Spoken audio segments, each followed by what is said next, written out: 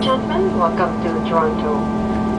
It is a safety requirement that you remain seated with your seatbelt fastened until the aircraft has stopped and the seatbelt sign has been turned off.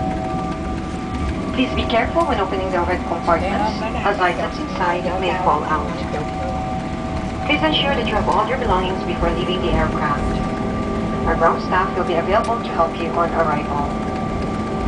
Once again, as this is the first port of call into Canada, all passengers with connecting domestic flights must clear immigration and customs before proceeding to their next flight.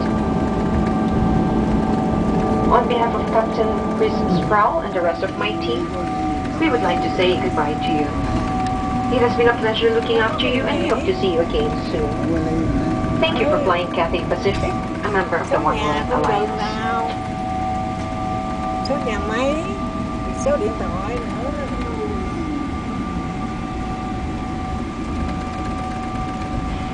Các位乘客，歡迎閣客嚟臨到銀邦。